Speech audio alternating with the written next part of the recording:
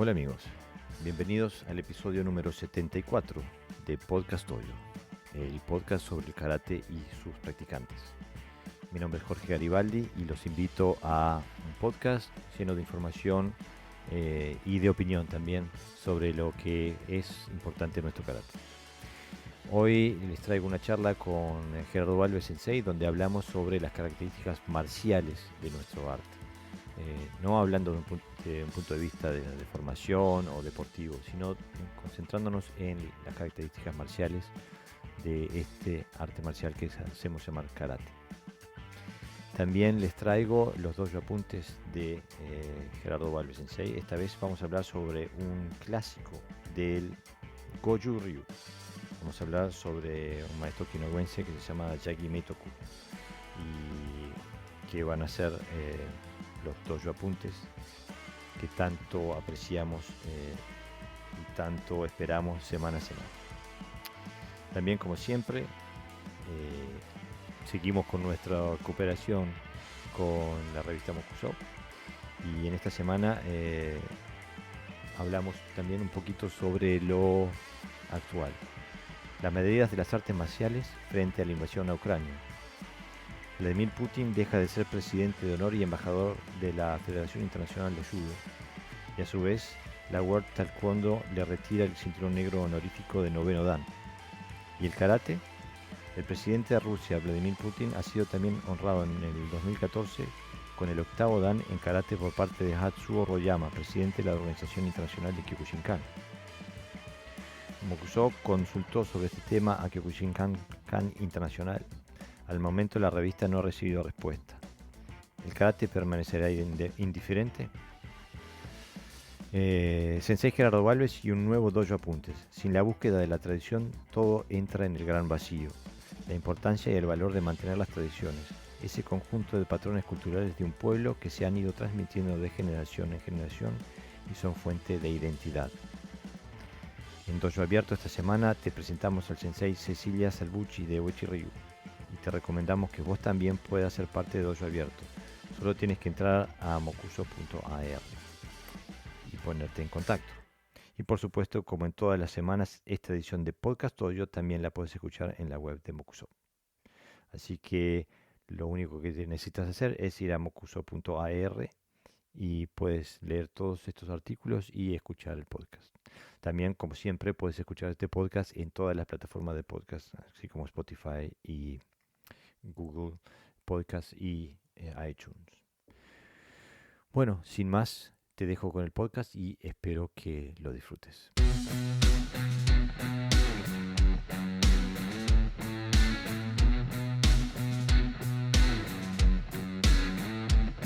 Hola amigos, bienvenidos a Podcast Oyo.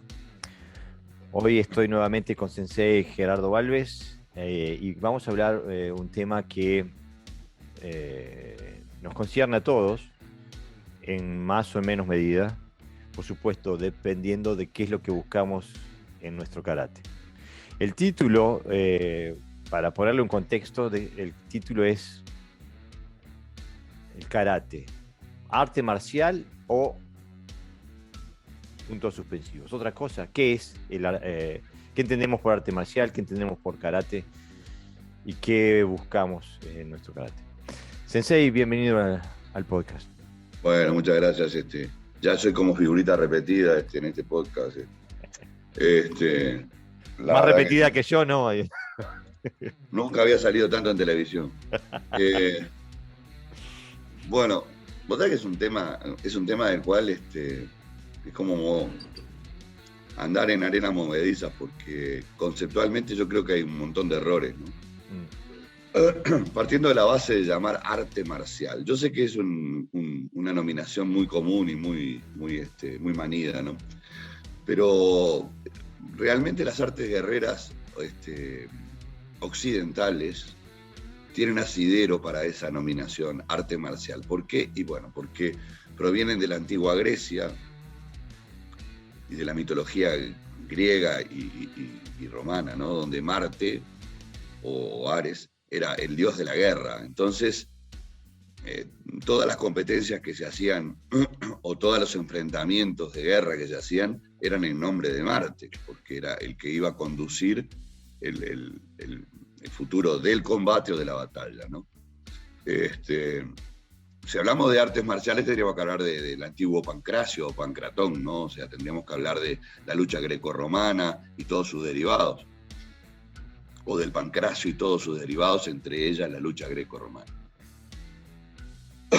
Por lo cual, esa nominación para las artes de guerra asiáticas, específicamente las que provienen de Japón y Okinawa, no tendría mucho sentido.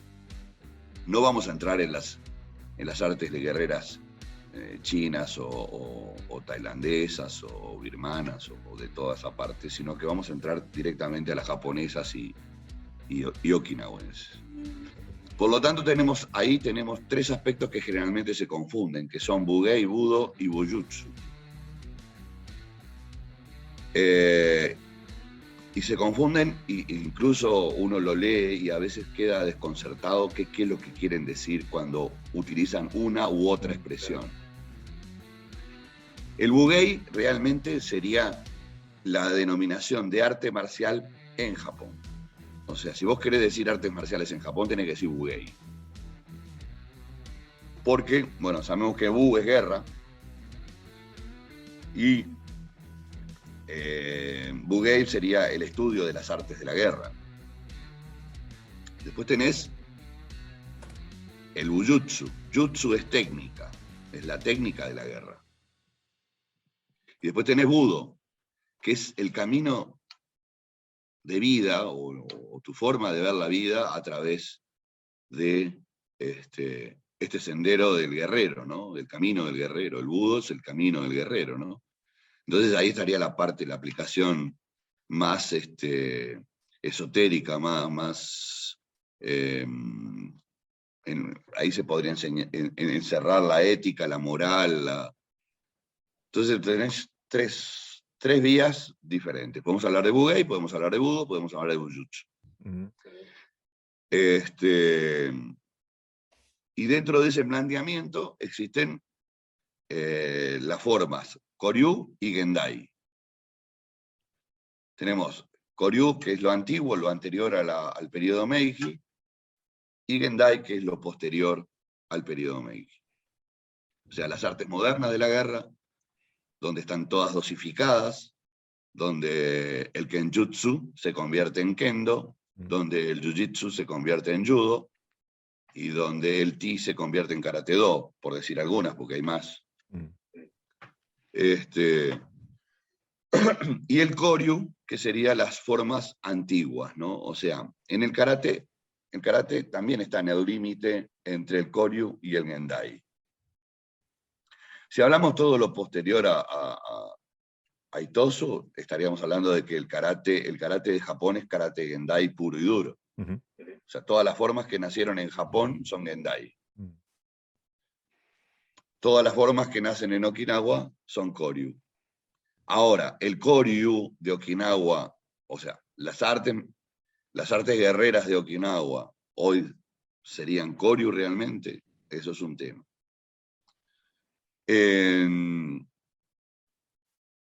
Y hay una cosa que es real, digo, seguir, para no confundir, ya sabemos que Bugei son las artes marciales japonesas.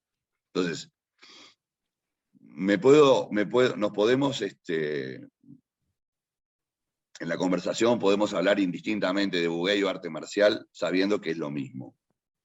¿Ah? Ahora, ¿cuál sería la pregunta? Actualmente, ¿hay alguien que practique un arte marcial? Claro. Y aparte digo, la pregunta es, para nosotros en el occidente también, nosotros comprendemos Bugei como arte marcial. La pregunta sería si los japoneses y los okinawenses hacen la misma connotación en su cabeza cuando decimos arte marcial, porque guerra, gay vendría a ser el estudio. De la táctica, la técnica y la estrategia. Exactamente. No, entonces, de la técnica no, de la táctica y la estrategia. O sea que no hay una connotación artística Como Bueno, hay en la palabra arte marcial, ¿no? arte, bueno, ahí está la parte de Udo. Mm. Por eso dije que son las tres conceptos. El jutsu es la técnica, el budo es el camino de la ética, la espiritualidad, hacer esto como una forma de vida, etc. Y el Bugei como nominación genérica para todas las artes marciales Claro, asiáticas, lo, japonesas. lo comprendo, lo comprendo. Lo que pasa que cuando nosotros hablamos, coloquialmente, metemos todo en un mismo saco, ¿no? Ah, claro. Sí, Y sí. entonces es importante diferenciar de qué es lo que estamos hablando, ¿no? Porque este, me resulta muy difícil pensar que un guerrero de los de antes se preocupara especialmente por la estética de una técnica, por ejemplo. Ninguna. Exactamente. No, no. Es más, yo tenía un enorme problema cuando empezaron a aparecer videos de viejos maestros y eso, sobre todo filmados en la década del 50, 60. Y uno lo veía, ¿no? Y decía, qué feo que hacen las cosas, ¿no? Sí, O son sea, horrendos. la verdad que decía, pero ¿y si ese es el verdadero sentido? Que no tiene que ser lindo, tiene que ser efectivo, no lindo. Eh, y yo creo que habría que hacer una retrospectiva para poder entender realmente esto. Claro, Si a la primera pregunta que vos haces es si conceptualmente ellos manejan la palabra Bugey, bueno, los maestros de verdad, sí, obviamente que sí. Sí, no hay duda. Sobre todo porque los japoneses, la nominación arte marcial les cuesta hasta pronunciarla. claro. Pero aparte digo, ya sabemos, tenemos todo el concepto del Bunbu Ryo, de toda esa parte, ¿no? Pero lo que yo apunto es a decir que en el término Bugei no hay una concepción artística, No. que nosotros se la damos implícitamente a hablar de arte marcial. Y muy bien, como tú muy bien lo decías, hablamos de Marte, ¿no? Del rey, del dios de la guerra Ujú. y de la mitología griega. O sea Sí, que hay un sí. montón de connotaciones filosóficas, históricas, etcétera, que no tienen nada que ver No, con las para nada. raíces de No, estos para nada, sistemas, para ¿no? nada.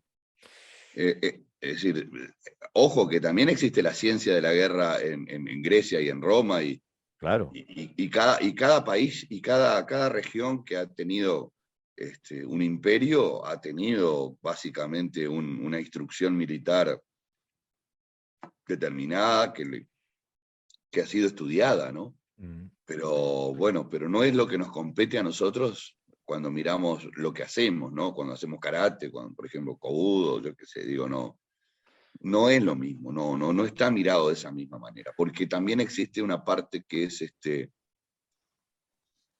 ritualística, Mm. que no es la misma. Exactamente. Es decir, hay un aporte cultural que intrínsecamente se mete dentro del buguei o del budo o del bujutsu. Pero entonces, como estamos de este lado del charco, en el occidente, entonces cuando nosotros hablamos de karate y de arte marcial, ¿a Estamos qué nos hablando de referimos? una incongruencia. Mm.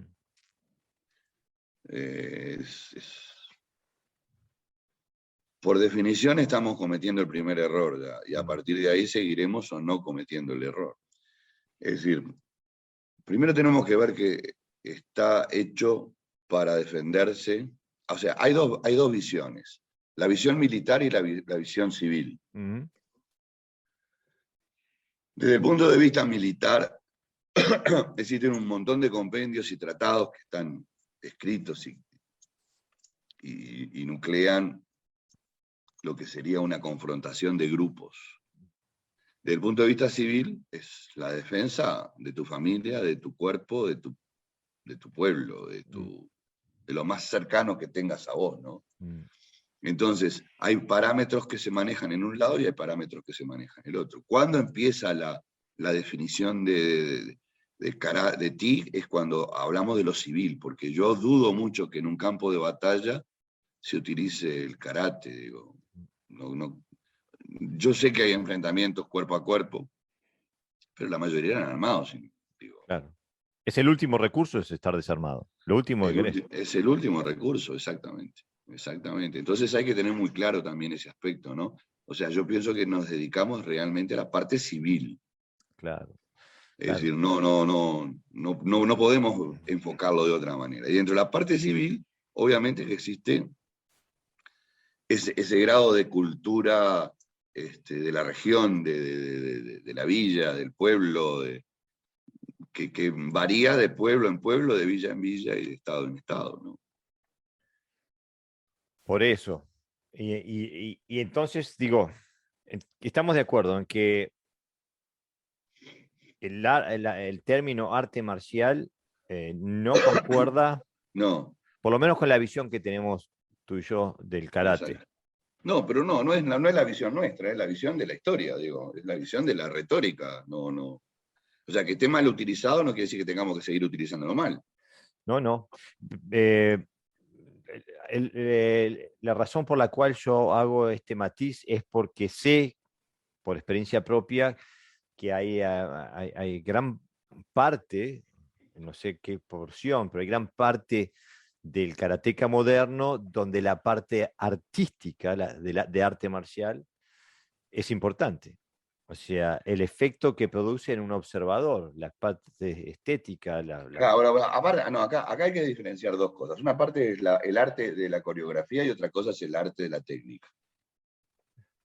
O sea, lo que vos me estás diciendo entra dentro del porcentaje de personas que no tienen la más mínima idea de la profundidad de lo que hacen. Entonces hacen la parte superficial, la cáscara, que es la parte coreográfica específicamente implementada en los últimos tiempos en kata, ¿no? Ahora bien, si yo tuviera que decir que si lo que yo hago es un arte, yo digo que sí, que es un arte. ¿Y por qué digo que es un arte? Porque no existe karate sin imaginación. Yo tengo que imaginar, mi mente tiene que imaginar la pelea.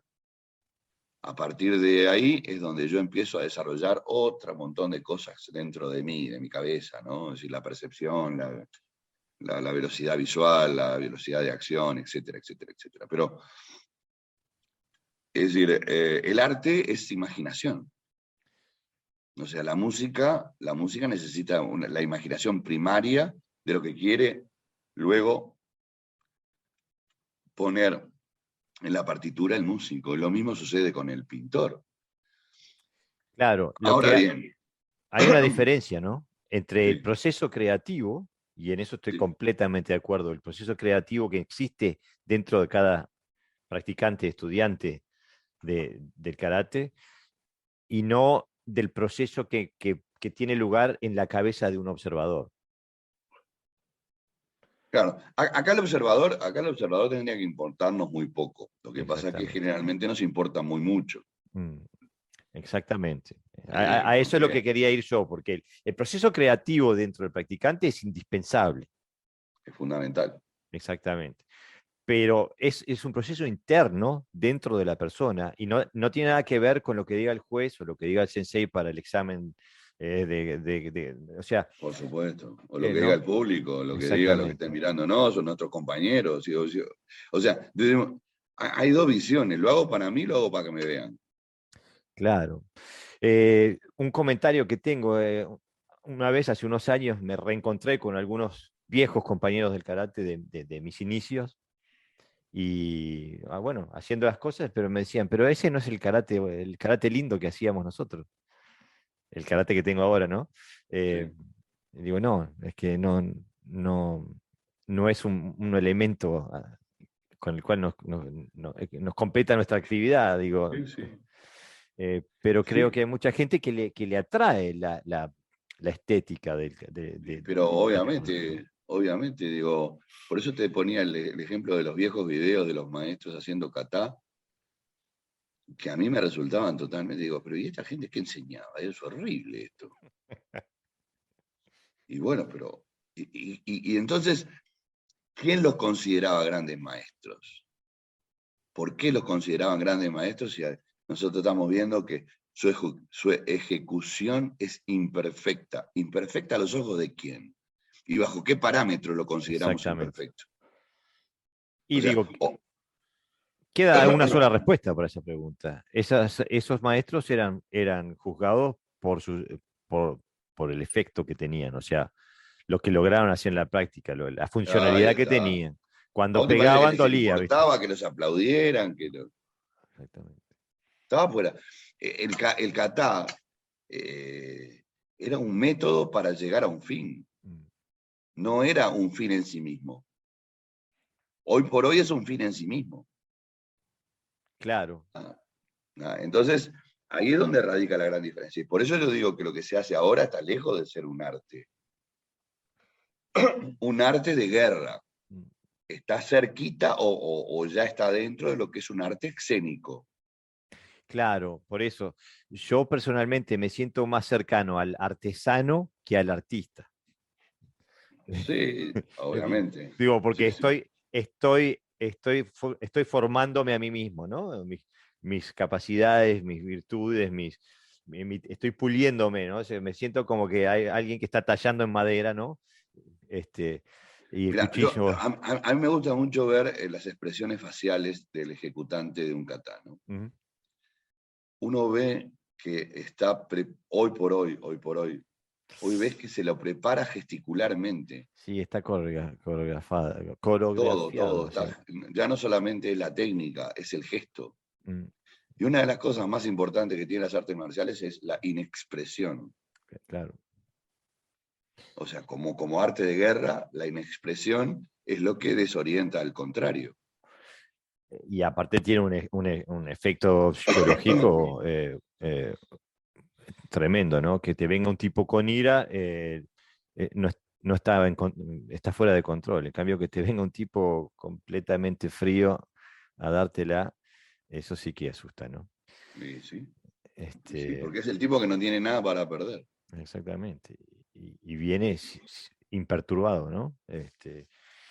Pero entonces, Sensei, porque caemos siempre en los que nos pasa, porque siempre caemos en lo mismo porque tiene tanta importancia no solamente en los resultados, pero en la metodología y en las formas y por supuesto en los resultados, que terminamos no, estamos con el Gendai Budo o el Gendai Karate o como le quieramos decir y el Koryu.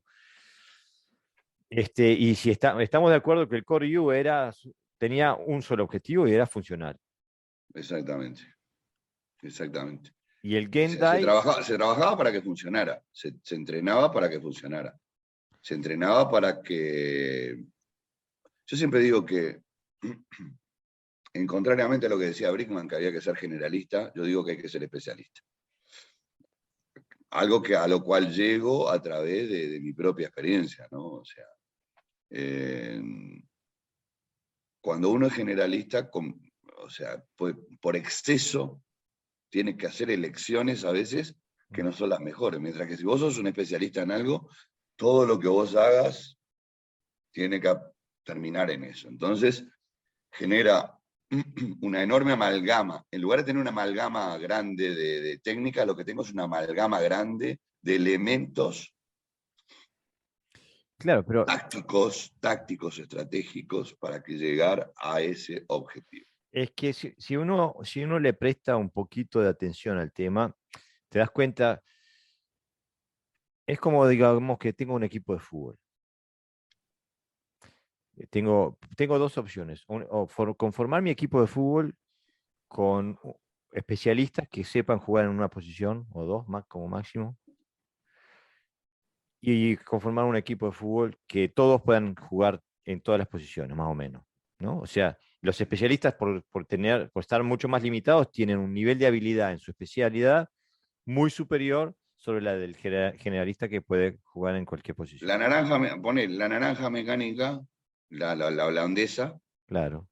que era bellísimo verlo, nunca salieron campeones del mundo. No, O lamentablemente los no. italianos, que todos apuntaban a una sola cosa, a hacer un gol y nos metemos todo atrás. Claro, Y pero sí, fueron 4 veces campeones del mundo. Los alemanes, que tenían 2 o 3 que te rompían, te quebraban, y uno que la metía adentro. Y fueron 4 veces campeones del mundo. se cansaron de. Pero aparte, si vos mirás Hablando del de todo un punto. poco, ¿no? Pero digo, para No, graficar más todavía. pero desde el punto de vista metodológico, vos vas a ver que un arquero que es especialista en ser arquero, o golero, como le queramos decir, es mucho mejor que cualquier otro jugador que esté Que vaya al jugando arco. exactamente. Entonces, está comprobado científicamente que un grupo de especialistas siempre le gana a un grupo de generalistas. Y si No, eso sí, pasa en por grupo, lo menos yo estoy convencido de eso. claro. Y si eso pasa en grupo, también pasa individualmente. Entonces, hoy el arte marcial se diluye justamente. Y Yoshiko Ujida decía que el karate de hoy es un karate diluido. Mm. ¿Por qué diluido? Y acá lo estamos expresando creo que bastante bien, ¿no? Lo diluimos en función de que queremos sumar más en lugar de objetivizar más. Hoy queremos sumar más cosas, lo cual no está mal. O sea, porque son cosas complementarias de tu formación. Pero, lo que hay que tener es una conciencia de lo que sumamos. ¿Por qué? Porque si lo que sumamos no se adapta a mi cuerpo, no se adapta a mi velocidad, a mi ritmo, a mi fisiología y a mi edad, va a ser algo inocuo. Claro. Entonces, ¿Y por qué lo sumamos? Tenemos que tener una razón clara de por qué sumarlo. no, pero Juntar por aparte de otra juntar. cosa, generalmente mira, vos tenés una capacidad limitada. Mm, Cuando vos le vas agregando, algo va cayendo para fuera. mm, Generalmente lo que cae es lo que realmente sirve, que era lo primario. mm. Y te vas Claro. quedando con el cúmulo de cosas que va apretando, ¿entendés? Yo no sé cómo se llama en español, lamentablemente, porque tengo tantos años viviendo afuera, pero en inglés hay un término que le dicen hoarder, esa gente que no tira nada, ni los diarios, ni la chapita de Coca-Cola, Sí, sí, sí, y 20 años después no pueden ni moverse porque tienen toda la casa llena de basura. Eh, exactamente. y eso nos está pasando en el karate también, ¿no? Sí, sí, sí. Sobre todo, sobre todo cuando vemos que no, en el karate Gendai también hay especialistas, Ujú. ¿tá? Es decir, pero son especialistas eh, para los demás, no para ellos. O sea, Claro. se especializan tanto en la figura que quieren mostrar, que justamente es lo que quieren mostrar, Mm, en contraposición al Koryu, que lo último que yo quería era mostrarte lo que yo tenía. claro. Yo quería que sintieras en carne propia lo que yo tenía, no mostrártelo, porque cuando yo te lo estoy mostrando, me estoy desnudando. Me estás dando armas para poder contrarrestar. Por eso te digo que arte marcial creo que hacen más hoy la gente y Bugey es lo que menos hace la gente. Mm. Pero entonces tenemos, partiendo de la trilogía que planteaste al principio, Sensei, tenemos la parte del Budo, la parte del Do, el Karate Do. Eh, No, no, el karate no es budo. bueno, No. a ver, explícate un poquito. A ver, en el contexto genérico lo podés meter sin ningún tipo de problema. También podés meter un montón de cosas, pero el budo está basado en la percepción del guerrero, la percepción del guerrero. Mm, O sea que primero el guerrero. Bu es guerra, es guerrero. Y si el guerrero no está delante, ¿dónde lo pones? Cuando vos hablas de karate do, hablas del camino de la mano vacía, mm, que no me dice nada. Es más, Matsubayashi tenía una definición para karate do que era peor todavía. En su principio decían, karate do es el camino de la iluminación de la mano que emana del vacuo. okay. Le exprimieron el naranja, ¿eh? Desde el punto de vista zen, está maravilloso. Mm, Desde el punto de vista de la arquitectura de tu propia formación, es un despilfarro de palabras. mm, Por lo tanto, karate do no es una expresión que pueda ser aplicable al Koryu, bajo ningún concepto. Es una expresión que no puede entrar dentro de lo que es el budo, si lo queremos ver desde el punto de vista empírico, ¿no? Si lo queremos ver desde el punto de vista de las palabras que se pueden enunciar, y sí, puede estar. Pero entonces, te estoy comprendiendo bien cuando entiendo que lo que me estás diciendo es que dentro del Gendai, el Gendai no tiene Budo, no hay Gendai Budo. Y no, no, no, a ver, yo no tengo la última palabra ni soy la verdad absoluta, digo, pero estamos hablando un poco profundizando, ¿no? O sea, sin mucha filosofía. Si yo veo que Budo es la vida del guerrero, cómo vive, cómo se expresa, cómo camina, cómo actúa, cómo sumó el conocimiento de la guerra en su propia actividad diaria. El karate no tiene incidencia ahí, porque es una expresión que se aleja del guerrero. El karate 2 se aleja del guerrero, porque podré poner cara fea, podré tirar puñetazos fuertes, podré hacer un uramawashi maravilloso, podré hacer el mejor kata del mundo y la gente me aplaude y a rabiar y me tiran flores, pero desde el punto de vista de guerra no tiene nada, porque la guerra consiste justamente en hacer efectivo lo más rápidamente posible algo. Y entonces eso que si tiene que ser rápido y efectivo, no es visualmente aceptable. Por eso digo que no está dentro del budo. O sea, mi vida Entonces, en el budo mi vida es el budo. Yo no sé si soy un budoka, vamos a empezar por el principio, pero intento por lo menos entender que cuando hablo de budo tengo que hablar con sinceridad, con apego. No es una palabra baladí que yo puedo utilizar en cualquier momento y queda bien, y solamente porque queda bien. Tengo que pensar si yo estoy dentro de ese círculo que encierra el budo. Como decía, si el bugei son las artes del guerrero, son la mecánica de la instrucción del guerrero, entonces, primero bugei, después budo, después bujutsu. ¿Por qué? Porque yo tengo que, en el jutsu, mi técnica es la que tiene que ser estudiada y prevalecer, haciendo primar determinadas cosas que son fundamentales para que yo pueda lograr el objetivo. Y como el objetivo generalmente tiene que ser que yo sobreviva frente a otro, o a otros, o a una circunstancia determinada, no puede estar encasillado tampoco dentro de lo que es el Gendai. Ya que el Gendai lo que pretende es ganar, no sobrevivir. bueno, entonces Sensei,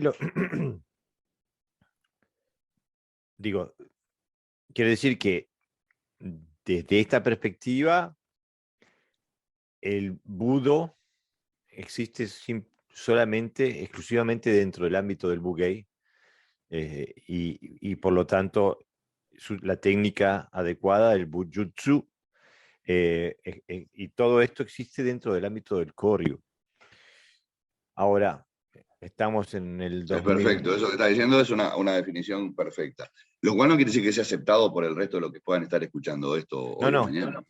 perfecto, y para eso estamos, para poner pensamientos y discutirlos, y que bueno, cualquiera que tenga otra opinión es súper bienvenido a volcarla aquí en el podcast. Hay gente que dice que en su práctica el budo está presente constantemente. Yo digo que capaz que en su práctica personal y diaria sí está presente. Pero cuando demuestra lo contrario, entonces quiere decir que hay una contradicción interior. Y una de las cosas que pretende justamente el budo es despejar las contradicciones. O sea, ¿cómo? A ver, mucha gente me puede decir, vos Gerardo, pero vos competiste y entonces ¿cómo hoy estás en el lado de enfrente? Yo no estoy en el lado de enfrente, yo estoy separando las aguas nada más. O sea, cuando practicaba, estaba a este lado del río. Cuando practicaba para competir, estaba a este lado del río, por lo tanto, mi objetivo era ganar. Porque ¿para qué competir si no es para ganar? Claro. no tiene sentido. Preparar a alguien solamente porque va a hacer una acción altruista. No. Cuando vos entras en el juego es para ganar. Y hay ganadores y perdedores. Los perdedores no se acuerdan nadie, los ganadores, bueno, sí, se van a acordar. Pero cuando vos pasás al otro lado, donde no te interesa que tu nombre brille, ni donde no te interesan las luminarias del éxito, ni los aplausos momentáneos del éxito efímero. Qué lindo que quedó eso dicho. Lo voy a anotar para mi próximo libro. Cuando a vos no te interesa nada de eso y te interesa que tu karate sea tu karate, mi karate, mi. Entonces entras en otra etapa. Y no es que veas mal lo que hiciste antes o lo que otros están haciendo. No lo veo mal. Digo que perseguimos diferentes conejos. Entonces, una cosa que dice el karate de Okinawa es que si vos perseguís un conejo, posiblemente lo logres alcanzar, pero dos, difícilmente agarres uno. Entonces, porque... Esto para los que dicen que uno por ser competidor ya no puede estar en el otro lado. No puede estar. Si yo no desprestigio la competencia es una decisión personal. No, claro. Pero ahora lo que estamos intentando hacer es encuadrar. Lo que no podés mezclar son las cosas, ¿entendés? Claro. No podés mezclar. Uno puede decir, yo soy competidor, pero hago budo. No. O sea, sos competidor. No haces budo. Claro, porque yo quiero volver al bujutsu, ¿no? O sea, porque la técnica, la expresión técnica, las metodologías de estudios de esa técnica, la técnica es diferente y las metodologías son diferentes. Sí, el pensamiento es diferente. Exactamente. Entonces, como el objetivo es diferente, todo lo que lleva a llegar a ese objetivo es diferente. Yo por eso tampoco entiendo cuando alguien me dice, no, yo hago las dos cosas. Es como decir, Tenés que abandonar un barco para subirte a otro. No podés andar en dos barcos. ¿Cómo haces para estar en dos barcos a la misma vez? Claro. No, aparte son dos barcos que van en direcciones opuestas, ¿no? O sea... No sé si van en direcciones opuestas. Por lo menos no van en la misma dirección. No sé si van en direcciones opuestas. Yo creo que no van en direcciones opuestas. Creo que van a tomar ríos diferentes llegado el momento. Yo pienso que hay metodologías que se contradicen. Que no podés entrenar a no pegar y entrenar a pegar. A ver. Digo, no podés entrenar a retirar la mano antes de que haga impacto, claro, y después a trascender ese objetivo. El sistema motriz y neurológico no puede programar dos cosas que van una en contra de la otra. Yo creo que es más fácil controlar una técnica una vez que la probaste 1000 veces en el Makiwara, por ejemplo. Después podés controlarla. Eso es otra cosa. Claro. A que sea efectivo tu golpe en la vida real después de haber tirado toda tu vida con control. Y justamente eso es a lo que yo apunto, porque tirar al aire 10.000 veces para no transmitir energía no te va a aportar nada en el momento de golpear. Ahora, si golpeaste la Makiwara 10.000 veces, después vas a poder elegir si golpeas o no, si no golpeas. Pero esa no es la metodología reinante. La metodología reinante es que el 99% del tiempo que la gente está en el dojo, pega y patea en el aire. Claro. A ver, tenemos que también enfocarnos en la realidad del siglo XXI, o del siglo XX también, digo. Justamente. Es decir, ¿cuál es la realidad? Y que llegue la mayor cantidad de gente posible. Y claro, que llegue la mayor cantidad de gente posible con el mayor cuidado y preservación de la persona. Digo, en eso estamos totalmente de acuerdo. Es decir, no se puede enseñar esto para lastimar impunemente a tu compañero. El problema es ese, que las metodologías mataron al sistema, crearon otro sistema. Y esa creación de otro sistema, dulcificado, sometido, pero con la retórica antigua. Exactamente. Entonces estás haciendo algo aguado con una retórica que se contrapone, pero que queda bonita. Claro, exactamente. Estás diciendo que haces algo que no haces. Exactamente. Haces algo parecido. Mm. Sí, digo, pero no es lo mismo hacer esgrima que ir a hacerse un duelo con espada. Digo, Claro, son dos cosas claro. distintas, ¿no? Claro, entonces vos me podés decir, pero entonces, porque también es válido que te vengan y te digan, nada, pero Jorge, y entonces que vos entrenás a tus alumnos, los quebrás a todos, los rompés, que le pagás dentista permanentemente y No cirugías tendré alumnos. faciales. No, no, no. Pero lo importante es cuál es la intencionalidad que vos le ponés a la enseñanza. ¿Cuál es la verdad que vos les estás inculcando a tus alumnos? Claro, Es decir, si tus alumnos saben que lo que están haciendo es para que nunca lo van a tener, nunca lo usen, pero sabiendo que si lo tienen que usar, es como aquello, ¿no? Yo prefiero un guerrero en el jardín que un jardinero en la guerra. claro. Mm. Bueno, si sos capaz de enseñar de esa manera, si sos capaz de enseñar de esa manera, creo que el objetivo tiende a ese koryu, a ese bugei, a ese budo, y por supuesto que con técnicas de ese bujutsu. Mm. Claro, digo, estamos todos de acuerdo. Y Ahora, si lo yo, enseñás dulcificado, totalmente dulcificado, y le decís, no, pero esto, olvídate, en la calle eso, Bruce Lee. Bruce Lee entrenaba así. Y también estás haciendo una mentira, ¿entendés? Lo exactamente. peor es que estás poniendo, siempre digo lo mismo, estás poniendo en riesgo la vida de la gente. Les estás diciendo que lo que están aprendiendo, si vos le decís que lo que están aprendiendo para competir y que caso, posiblemente de acuerdo al individuo, porque no es aplicable a todos, llegado el caso te pueda servir, Eso es mucho ahí más sincero. es más sincero, Sí. pero nadie lo dice porque ¿quién te la compra?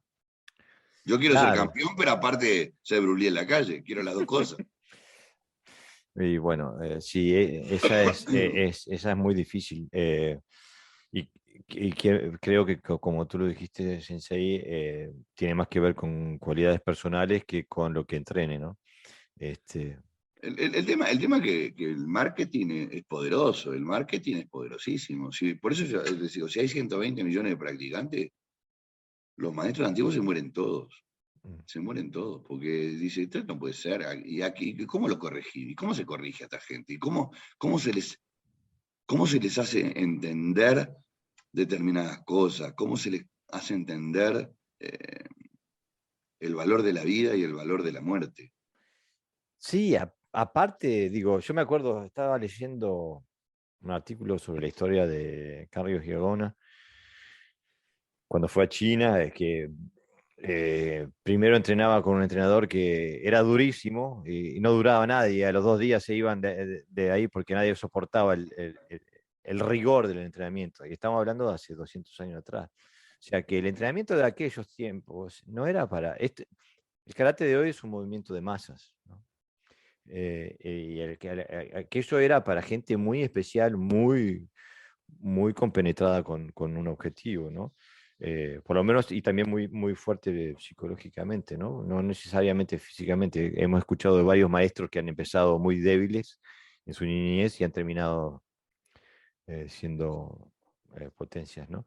Pero entonces, ¿qué podemos hacer nosotros hoy para tener un karate que sea civilizado, que pueda funcionar en una sociedad normal, cultivada, un Estado de Derecho, y también a la vez seguir manteniendo algún tipo de conexión con la funcionalidad original del karate? Primero ¿Se tenés puede? que, primero tenés que saber, primero tenés que entender que querés hacer eso. Primer cosa, fundamental. Tener claro eso. Porque si en tu cabeza no está claro, difícilmente puedas lograr plasmarlo en la práctica, ¿no? Después, asociar las prácticas a lo más parecido que se hacía antes. Mm. Hay que tratar de llegar a trabajar con el caquilla, trabajar con los chishi, trabajar con cosas que la gente haga personales, ¿entendés? Pero no es lo mismo trabajar con una máquina en el gimnasio, no es lo mismo, porque la máquina es de otro, pero ese tipo de elementos son míos, ¿entendés? Los hice míos. Entonces, o sea, todo lo que vos hagas tuyo, lo vas a mimar y lo vas lo vas a interiorizar de una manera diferente a lo que viene de afuera externo. O sea, una de las cosas que los instructores hacen es muchas veces cometer el error de meterse dentro de la psiquis del alumno y dejarle una semilla propia en lugar de que les abras la ventana y le muestres que el mundo es más allá de lo que vos decís, que lo que vos decís es simplemente una guía, una ayuda que luego le va a posibilitar tener asociarla a su personalidad, ¿no? Entonces, el método, no sé, a ver, vos vivís en Dinamarca, yo vivo en Canadá, ¿se puede hacer candombe a la canadiense o candombe a la dinamarquesa? Medida jodida esa, ¿eh? No, ¿verdad? O sea, entonces, ¿cómo tenés que hacer candombe? Y tenés que hacer candombe a la cuareina, a la encina.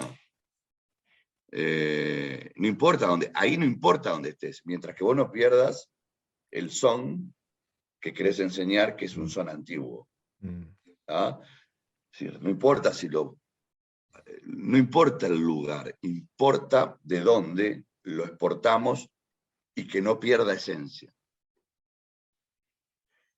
Entonces, básicamente es eso. Hay que estudiar.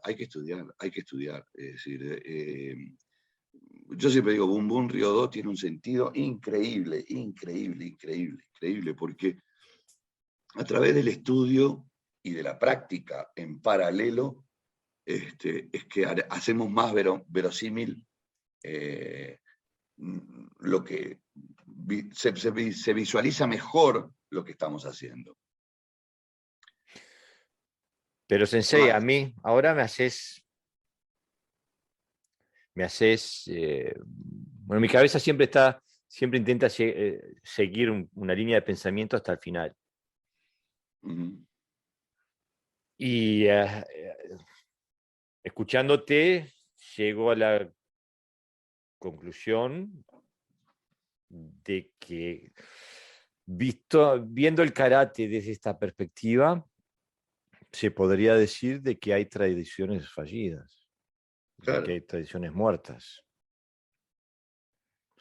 Sí. Y que hay tradiciones dentro del Gendai que proponen una cosa, pero que no hacen lo que proponen. No, hacen lo que proponen, lo que pasa es que está viciado de nulidad. Digo, a ver, yo puedo vivir en el error y ser perfectamente visible de que yo estoy viviendo mi realidad en el error, pero la estoy viviendo desde un punto de vista que no lo considero error, mientras que todo el mundo me dice que estoy equivocado. Y si quiero seguir estando equivocado, voy a seguir viviendo mi fantasía y en mi error. ¿Está mal eso? Y yo qué sé. A ver, ¿quién es capaz de juzgar siempre? Hay veces que cuando yo hablo, porque soy así, parece que estoy juzgando a los demás como que lo que hacen los demás no sirve y lo que hago yo es lo único bueno. Y yo digo, no, lo que hago yo es lo que hago yo. Es bueno para mí. Si alguien se asocia a eso, fenómeno. Y si no se asocia a nadie, y fenómeno igual. Pero sé que no es un error desde el punto de vista de que es práctico y empírico. No, y que no lo hago para que visualmente sea agradable a los demás y les sirva y llenar mi ego sí, gratificar el ego. Sí. Pero no, pero a lo que yo me refiero es, digo, yo pienso que todos tenemos derecho a perseguir el camino que más nos satisfazga, ¿no? Eso está clarísimo. Sí. Los que hacen Gendai, los que hacen Koryu, los que hacen karate deportivo, los que no. Ahora, Para un poquito, porque también esto va a traer cola en el aspecto de que yo dije que Koryu. A ver, dijimos que Gendai es todo lo que sale, lo que se hace después de la reconstrucción Meiji, ¿no? 1886, 90, por ahí, o el 98. Entonces el karate Kobayashi Ryu y Shorin Ryu también es Gendai desde ese ángulo, porque entra en 1933, igual que el Goju Ryu, etcétera, etcétera. Bueno, a ver, hay que ir para las bases, hay que ir para atrás, más para atrás. Los que se quedaron solamente con esa forma y no profundizaron más a través de los dichos o los hechos de Choshin Chibana, estoy hablando de Shorin Ryu específicamente, solamente se quedaron, sí, están haciendo Gendai Budo, están haciendo Gendai, están haciendo un karate moderno. Pero hubo otros maestros que fueron un poquito más para atrás y se quedaron con la parte histórica de eso.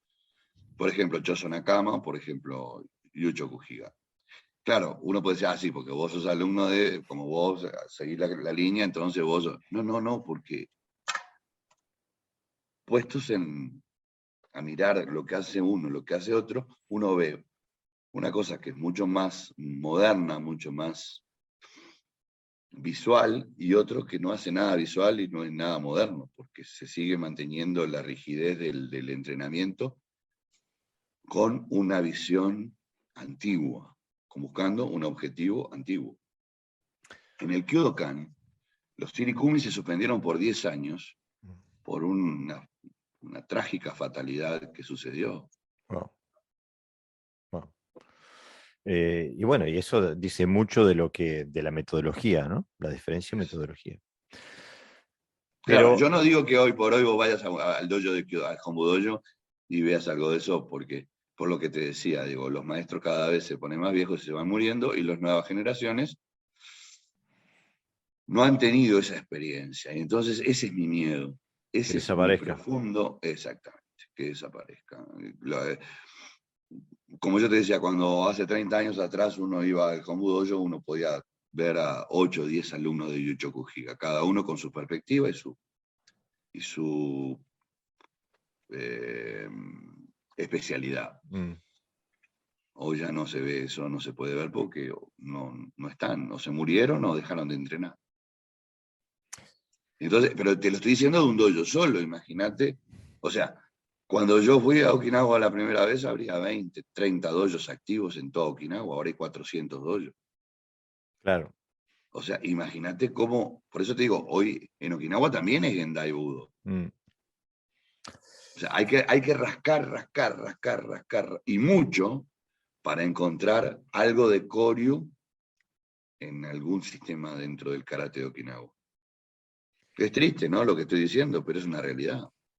Pero por eso me gustaría volver a la definición de si algo está mal o está bien. Porque creo que estamos todos de acuerdo. Cada uno define desde sus necesidades y su horizonte lo que está mal, lo que está bien, lo que le sirve, lo que no le sirve. Y por suerte. Ahora sí,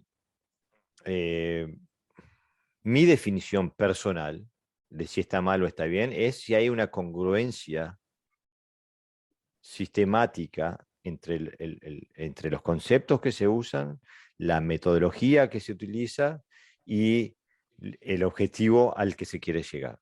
Si esas cosas trabajan encadenadas entre sí, entonces hay una congruencia, se tiene X cantidad de conceptos que se plasman en X cantidad de metodologías para llegar a un objetivo concreto. Perfecto, todo encaja.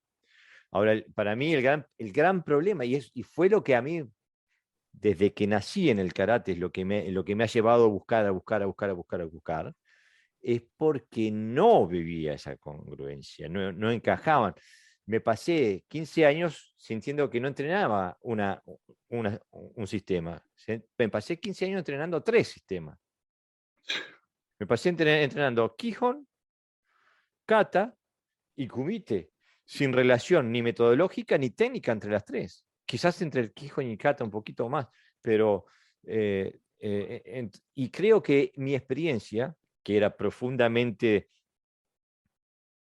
clásica del karate japonés, por lo menos dentro del Wado Ryu, mi sensei es un octavo dan de Wado Ryu japonés.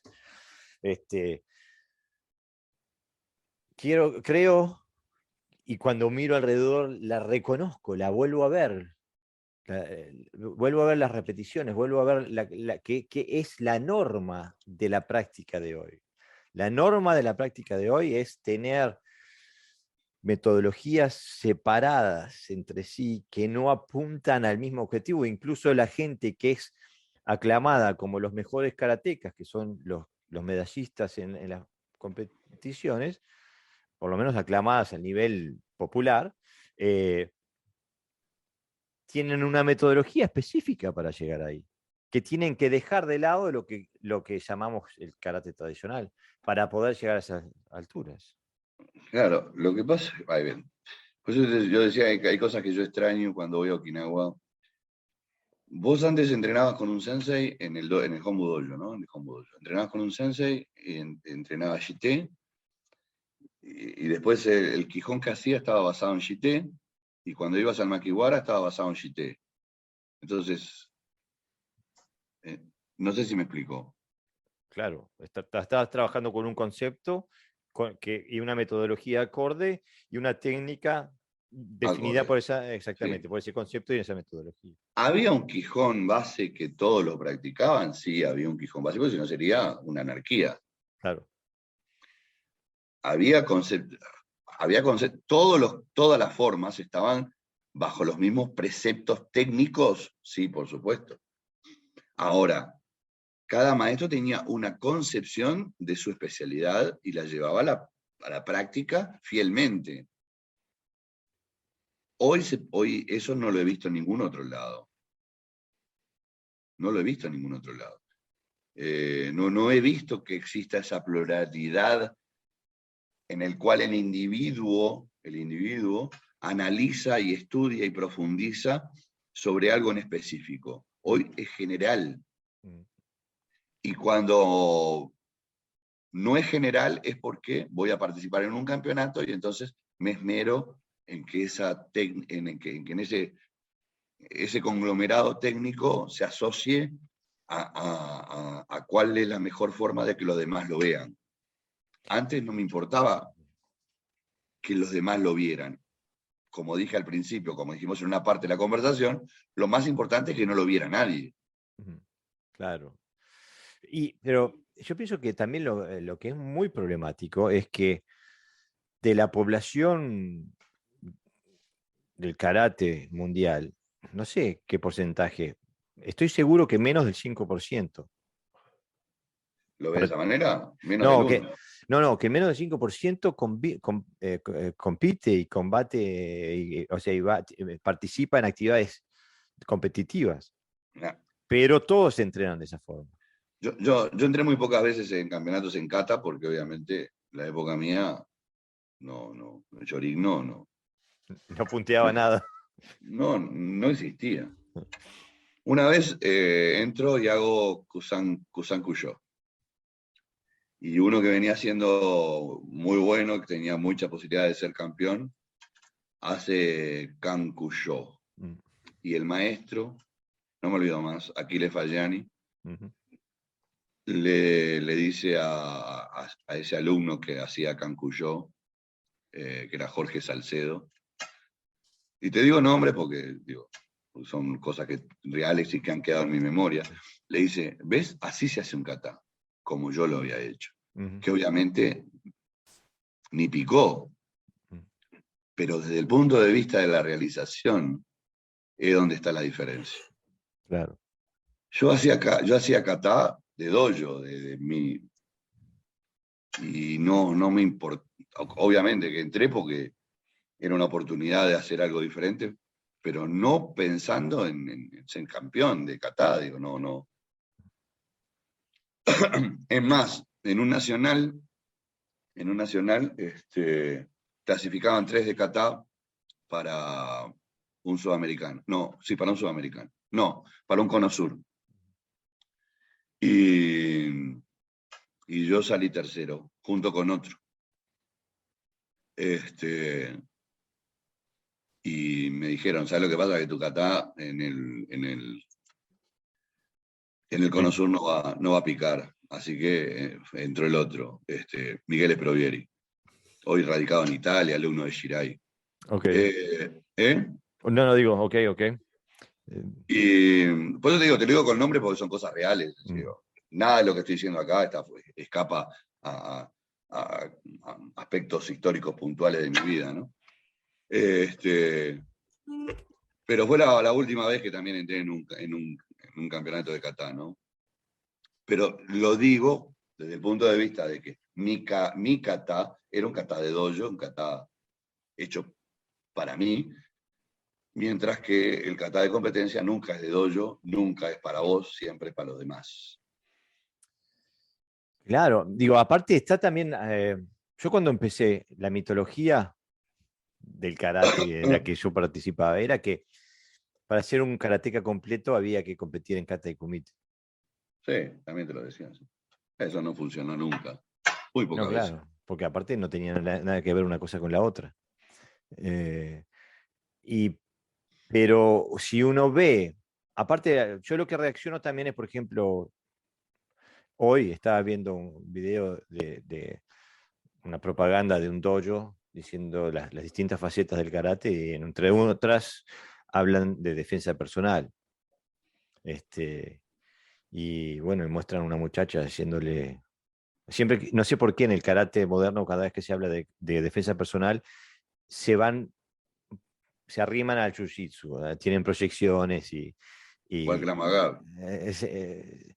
sí, pero es como que dejan la metodología que utilizan el 99,9% del tiempo para hacer otra cosa. Y a mí siempre me llamó la atención de que... Pero eso por qué, pero perdóname que te corte, Sí. pero eso es una de las cosas que siempre conversamos. Digo, es más fácil aplicar lo que ya está hecho que investigar en lo que ya tenés. Pero para mí no es más fácil, para mí es decir, no comprendo nada de lo que hago. Si yo tengo que dejar el karate para hacer defensa personal... Es exactamente eso. ¿Por qué? Porque no se profundiza, porque no se investiga lo que ya tenés y vas a buscar lo que ya está hecho. Claro. Es más fácil comprar el pan en la panadería que hacerlo en tu casa. Eso está clarísimo, pero no va a ser el mismo pan. Y no va a ser el mismo pan, pero a la gente le da lo mismo. Y el día que esté la panadería cerrada, no comes pan. Y no come pan. Exactamente. Y digo, entonces por eso digo que es legítimo tener distintas visiones y distintos objetivos con el karate. Ahora, si el objetivo es poder tener un sistema que te funcione cuando lo necesitas, entonces no se puede hacer otra cosa que no vaya para ello. Si vos no ponés el bu por delante de todo, te vas a perder la diáspora. Por eso está bueno que si podés leer la última carta o el último legado que deja Matsumura a su alumno Ryusei, donde él hace un especial hincapié en esto. No solamente leerlo, sino profundizar lo que le deja, porque es una enseñanza que es verdaderamente ti en estado puro y conceptualmente creo que es la respuesta a todas las preguntas contemporáneas. Seguro, pero entonces yo te puedo decir, Sensei, como me han dicho a mí, voy a ser el abogado del diablo, y te voy a decir, pero ¿por qué siempre vas al karate okinawense? Como que si fuera, digo... Y porque la raíz está ahí. Sí, pero me estás negando la maestría de los que participaron en el producto del curso de instructores de la JKA y todo ese karate histórico. No, y es otro karate, es otra forma de ver el karate. Es el karate japonés. Ese es el karate japonés, no es el karate Okinawa. Si no hacemos la diferencia, y tenemos que hacerla, o sea, el karate japonés proviene del karate de Okinawa, proviene del karate, pero ya es otra cosa. Que tengan muchísimas similitudes desde el karate y hasta el cinturón negro y desde nombres técnicos también, aunque el día que se empiecen a utilizar los nombres técnicos que se utilizaban en el dialecto Uchinaguchi, ahí se hace una fractura bastante importante también. Pero mientras se siga manejando el japonés como idioma de unificación para todo lo que compone las provincias, las distintas provincias que componen Japón, va a tener similitudes idiomáticas, pero no va a tener similitudes técnicas, ni conceptuales, ni de búsqueda de objetivo. O sea, el karate japonés nace en una preguerra y se continúa en una posguerra.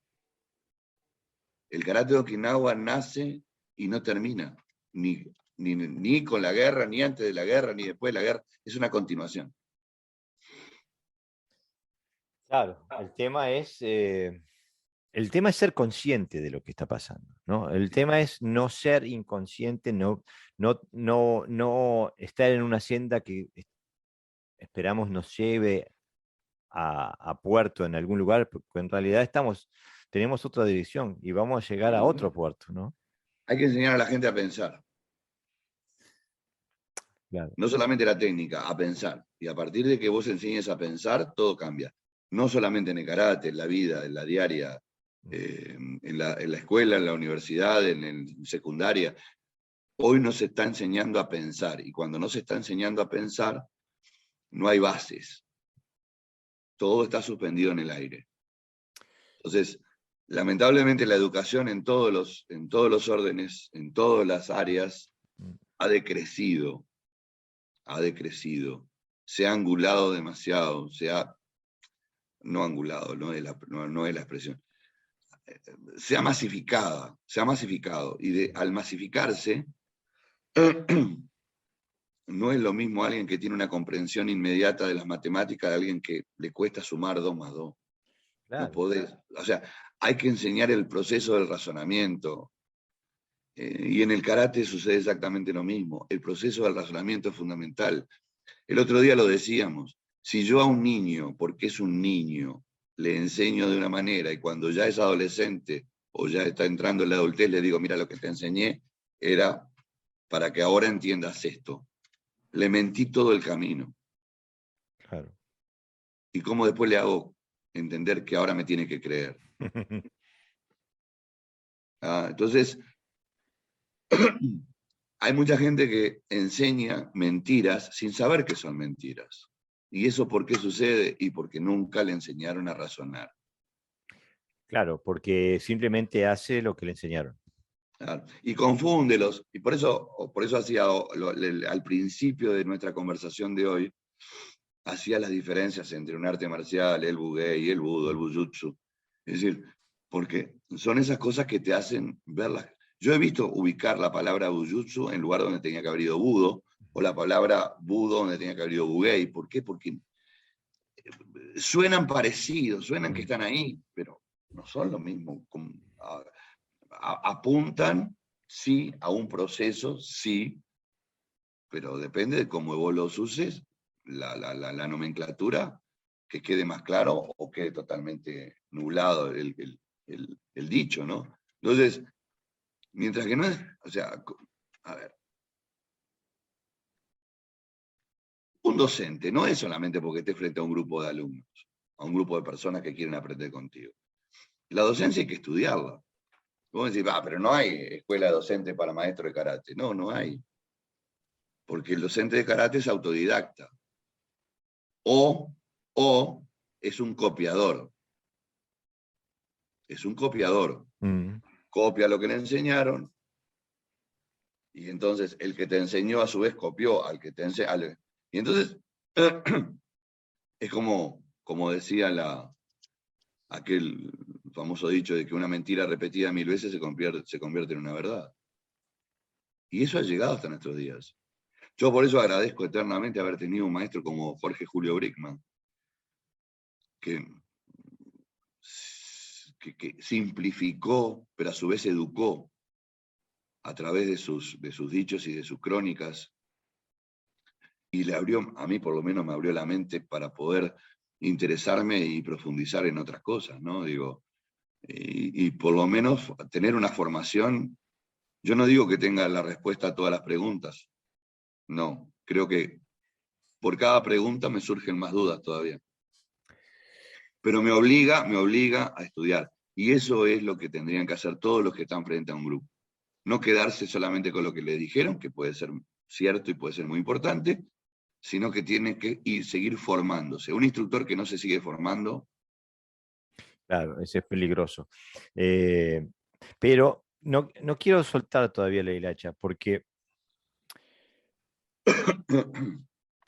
más allá de las definiciones que hayamos hecho aquí hoy, tenemos que reconocer de que hay un sinfín de personas que hacen,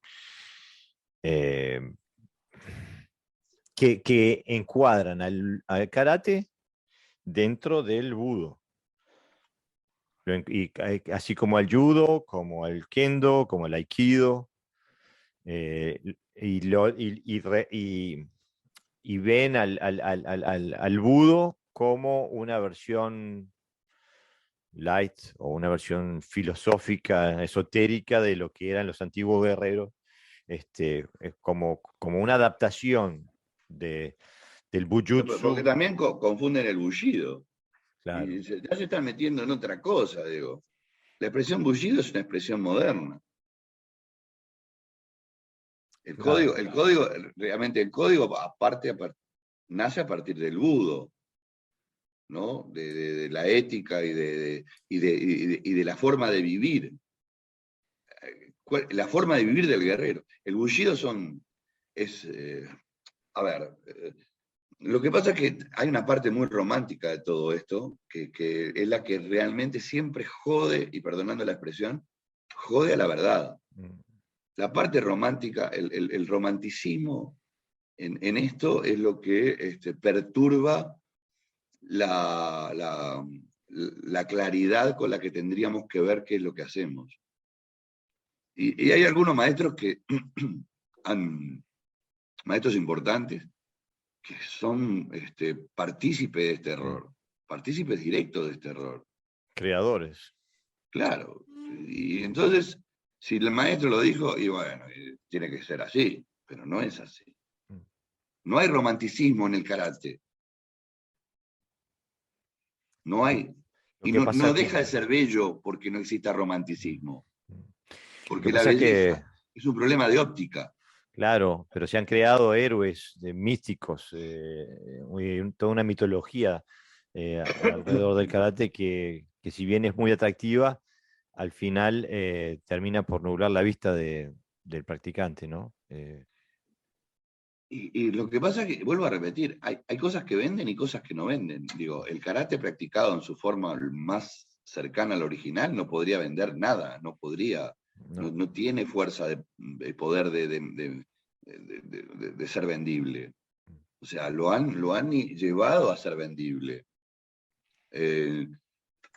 Al sacarle la potencia, al no enseñar conceptos elementales que hacen que una técnica sea poderosa o no, y ponerle una pila al poder, en lugar de que el poder nazca del interior del individuo, al no enseñarle al individuo a sacar ese poder, y lo han ido matando.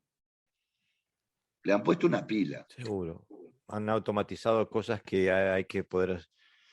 Por ejemplo, cuando yo veo el Kiai, por ejemplo, escuelas que hacen Kiai en todas las técnicas, hacen Kiai hasta en el saludo. No entienden lo que es el Kiai de verdad. Obviamente que no lo entienden. Porque una cosa es gritar y otra cosa es hacer Kiai. Uno puede ver a gente haciendo Batojutsu, por ejemplo, ¿no? Pa, pa, pa, pa, y gritar, y gritar, y gritar. Están aprendiendo a respirar, ojo. Están haciendo otra cosa. No es Kiai eso. Kiai es el elemento final, es el punto, es como la tifa, es donde focalizo mi energía. Entonces no puede hacer 100.000. Claro, pero aparte hay todo un elemento. Yo me acuerdo, uno de mis antiguos sensei nos decía, en una pelea querés tener los dientes apretados, no querés tener la boca abierta porque te calzan, te noquean inmediatamente. O sea que hay que hacerlo, si lo vas a usar, tiene que ser de otra manera, no puede ser Claro, a los gritos, ¿no? claro. En primer lugar, que no es un grito, es una Claro, exhalación. Hay una diferencia entre gritar y exhalar. claro, exactamente. Es una exhalación sonora que proviene del diafragma.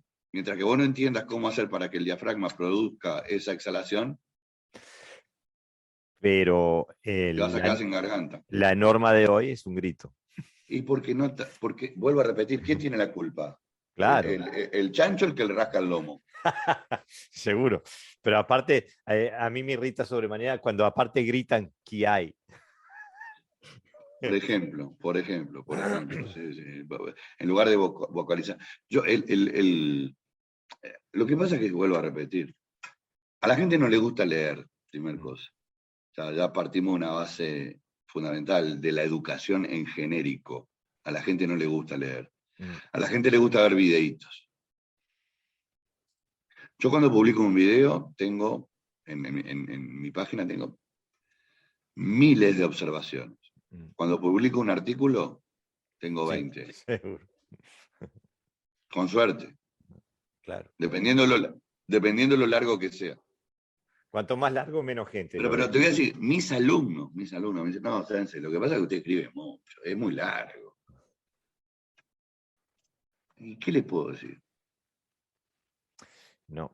Es difícil porque aparte la palabra escrita ha sido el elemento singular que más importancia ha tenido en el crecimiento humano. Y, Cuando vos me decías, pero los dos yo apunte, ¿por qué no lo mm, escribís? mm. Digo, sí, la verdad, o sea, ¿por qué no escribís un libro? ¿Y para qué? Para mí, Pero, vendés, aunque sea uno, vendés. pero no se trata ni siquiera de vender nada, digo, se trata de que a veces a mí no me gusta perder el tiempo. No, yo te Me he hecho entiendo. muy pragmático, prefiero tener una charla Mm. solidaria y amena Ya, que y ponerme. escribir exige un gran esfuerzo también, porque escribir es un proceso que de entrar y salir y retocar y remodelar, y no, quedó mal, hacerlo de vuelta. Digo, es como construir una casa, ¿no? Entonces es un proceso arduo que uno no lo quiere malgastar, ¿no?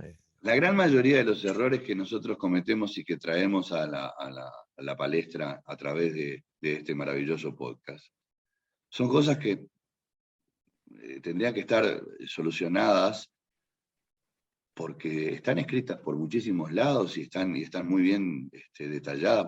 Yo no inventé nada, digo, yo generalmente, como siempre digo, soy un divulgador de muchísimas cosas que otros escribieron, que otros se pusieron por delante mío, ¿entendés? O sea, yo no soy un investigador, no soy un Andreas Quaz o un Patrick McCarty o un Joe Swift, etcétera, etcétera. Me nutro de todos ellos y de algunos más y de muchísimos más, pero porque tengo esa chispa que me lleva a hurgar por ahí y a obtener, pero si el mundo entero tuviera o el mundo entero, o por lo menos hubiera muchísimos más que la tuvieran, habría muchos temas que estarían solucionados. Claro. Habría mucha gente que ya no andaría en aguas turbias. Bueno, hablando sobre la palabra escrita, quiero hacer un poquito de reclame, es que los dojo apuntes ahora sí van a salir escritos, van a salir publicados en la revista Mokusu, y ya hay un dojo apunte publicado sobre el concepto de Mokuso, ¿no? Así que si lo quieren leer, tienen que ir a mokuso.ar y leerlo ahí. Y para los vagos como yo, que no quieran, no tengan ganas de leer, los pueden escuchar aquí. El próximo sale, te lo grabo. Perfecto, Lo tengo en carpeta para grabártelo, ya lo tenía. perfecto, Lo que pasa es perfecto. que el tema mío de la voz ahora con este bicho que me ha dejado, no me ha dejado bien del todo, estoy deseando de que ver si se va en algún momento. Sí, la verdad que el COVID ha sido un problema, Ah, ¿no? La verdad que yo no pensé que me fuera, porque realmente no sentí nada, no tuve nada, simplemente me dejó estas tapaderas de nariz y problemas de voz. Estoy un poquito mejor, pero depende del día, ¿viste? Hay Mm. veces que no. Hoy, por ejemplo, puedo hablar mejor que el otro día. Sí, el otro día parecía que estabas con una gripe. Bueno, Sensei, ya vamos por la hora y media. Un formato perfecto para el podcast. Espero que... Ojalá que se haya aclarado un poquito el tema, que haya gente que no Exactamente. utilice tanto la palabra arte marcial y utilice más la palabra Bugei. Ojalá que haya gente que estudie más qué quiere decir Bugei, Mm. Bujutsu y Budo, y no las confunda y las transmita correctamente, porque es el objetivo que debe tener este tipo de información tan importante, tan interesante, es que la gente luego no se quede con lo que dijeron. ¿No? Que salga a buscar, ¿no? Que salga a pensar, que salga a leer, salga... A ver, te haya gustado o no te haya gustado. Claro. Pero que genere un pensamiento, ¿no? Y especialmente que genere una acción. Sensei, te doy las gracias. Como siempre, Bueno, un el gustazo agradecido, tenerte aquí y bueno, hasta la próxima. siempre el agradecido soy yo y Gambate Kudasai.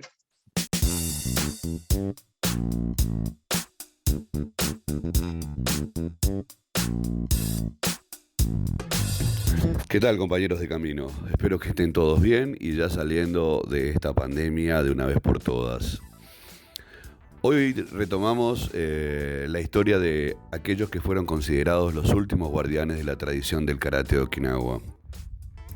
Como viéramos, en primera instancia tuvimos a Higa Yuchoku de la línea Yurite, luego tuvimos a Nagamine Yoshin de la línea Tomarite y ahora tendremos a dos maestros que son de la línea más de Naha y con una mayor influencia china.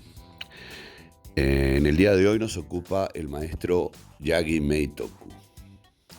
El maestro Meitoku Yagi nació en Naha, Okinawa, el 6 de marzo de 1912 y falleció el 7 de febrero del 2003. Yagi Sensei aprendió karate Goju-Ryu directamente del maestro Choyu Miyagi.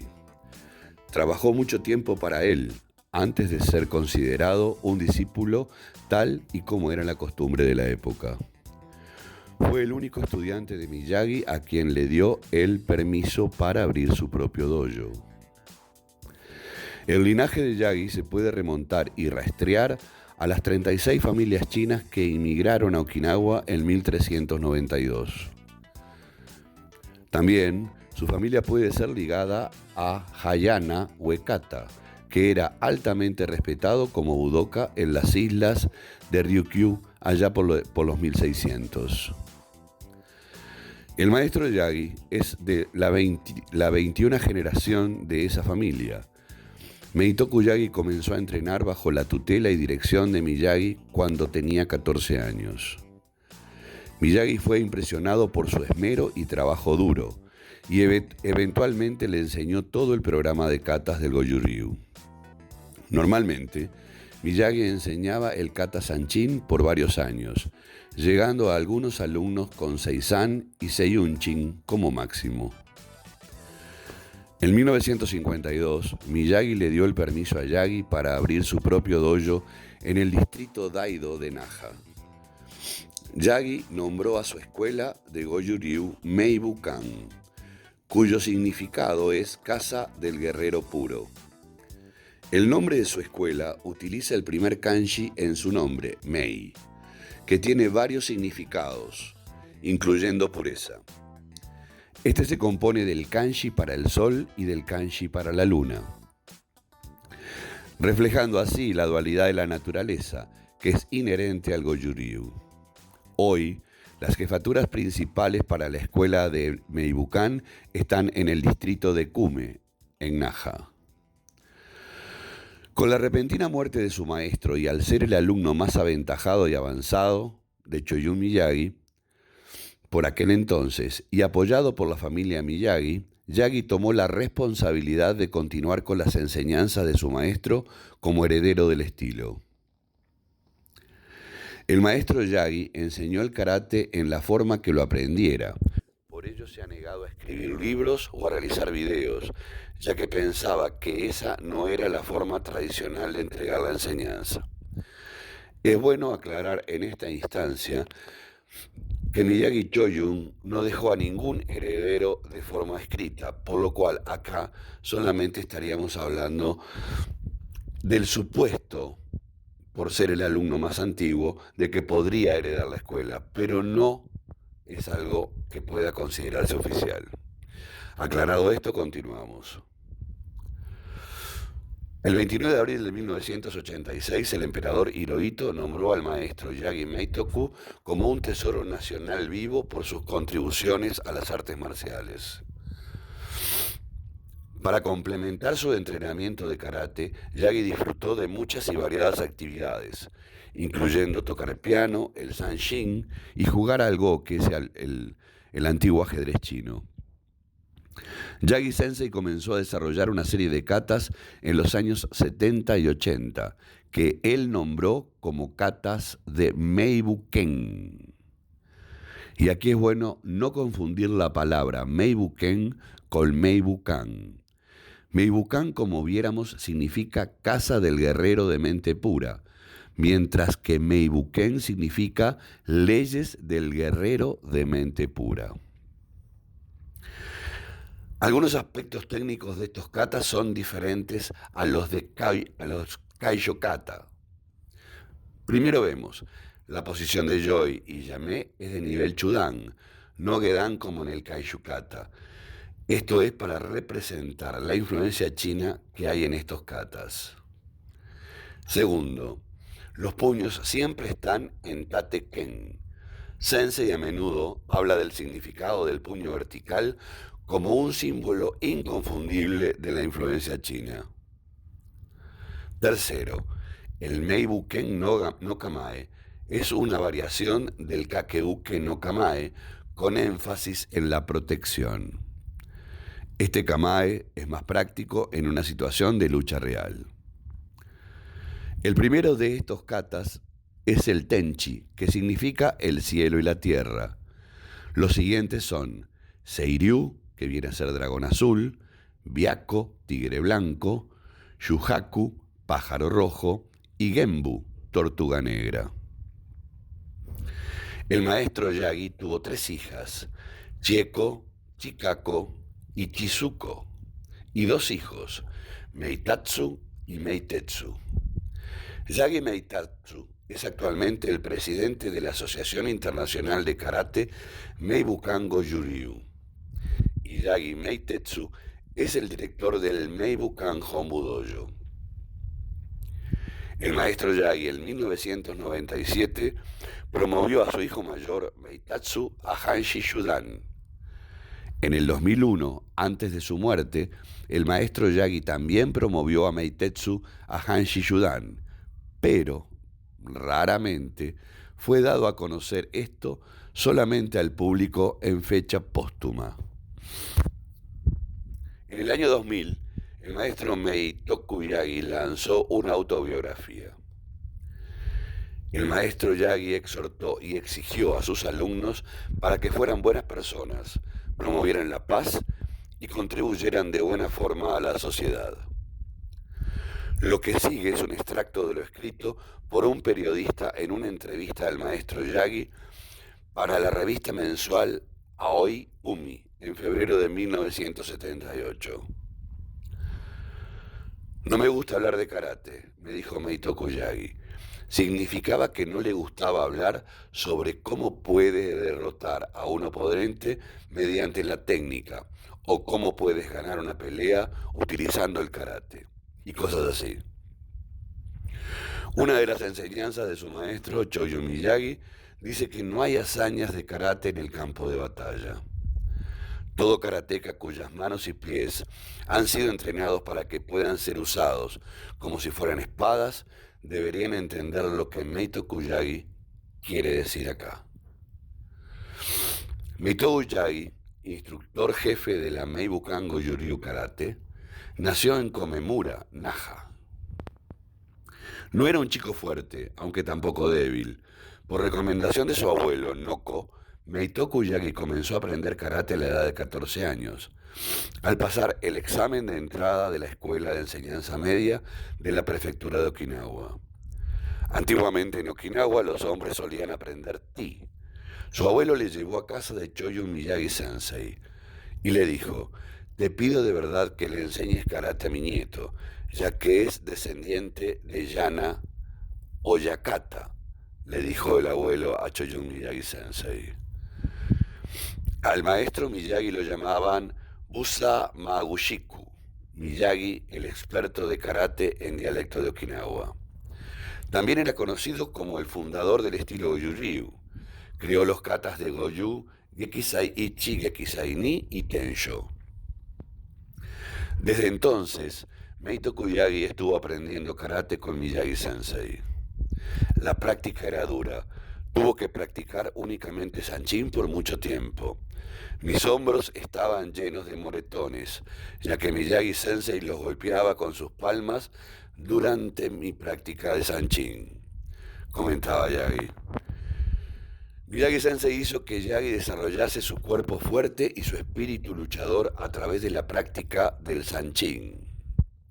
También enseñó a Yagi el aspecto moral del karate, el camino de lo humano. Hay un episodio relativo a esto que es como sigue. Un día Meitoku Yagi fue a los baños públicos, cuando aún entrenaba con Choyun Sensei. En ellos ayudó a un anciano a lavarse la espalda. Cuando el anciano vio los amoratados hombros del amable joven, le dijo: tú vas al dojo de Miyagi Sensei, ¿verdad? También añadió: Namano Gutudo Sundo.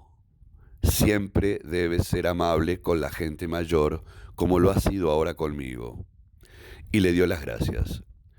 Con el tiempo, Miyagi Sensei oyó la historia. Visitó a Meitoku Yagi y le dijo: hiciste bien, merece la pena enseñarte karate. Miyagi Sensei estaba encantado y así alabó a Yagi. Soy un hombre normal, no tengo nada especial, dijo Yagi. Asume la misma actitud hacia el karate que Miyagi Sensei. Karate es lo mismo que el Zen.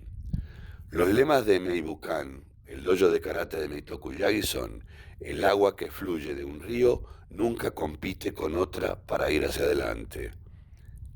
Y la verdad del karate está en el entrenamiento de tu mente y de tu espíritu. Meitoku Yagi, con esos lemas, lanza una cuestión sobre la deportización del karate. Los torneos de Jiu Kumite, o combate libre, son muy populares hoy día. Los organiza la Japan Karate Do Federation. Algún día el karate podrá ser incluido en los Juegos Olímpicos. De todos modos, la Okinawa Karate Do Federation no aprueba tales torneos. Yagi está preocupado. Podríamos tender a descuidar la práctica del kata de la tradición de Okinawa. Y si hacemos del karate un deporte de competición, perderemos toda la tradición. Lo siguiente es su propio lema para el camino del karate. No tenemos nada más que nuestras manos vacías, pero poseemos un poder tan fuerte como el acero y que se desprende de nuestro kata, herencia que requiere de una larga práctica y entrenamiento. Esto es lo que los hombres buscan para su propio respeto y defensa propia. Meitoku Yagi abrió su dojo Meibukan en 1949 o 1950, al poco de acabar la Segunda Guerra Mundial, cuando trabajaba como oficial de aduanas. Antes enseñaba en un terreno desocupado en la calle. El dojo aún sigue como antes. Nos recuerda a un dojo de los viejos tiempos, con un makiwara y una barra de pesas en el patio de la casa. Y hasta aquí llega la historia. Les pido perdón por la narración, ya que vengo saliendo del coronavirus y me ha dejado una fuerte congestión nasal. Pero de cualquier manera no quería estar alejado de mis dojo apuntes y hacérselo llegar a todos ustedes. Un abrazo grande y nos vemos pronto.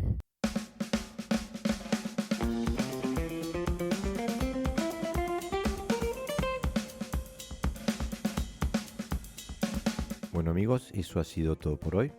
Si tienes comentarios o quieres contactarnos, No dudes de hacerlo a través de la página de Facebook de Podcast Toyo o a través de nuestra cuenta de Instagram.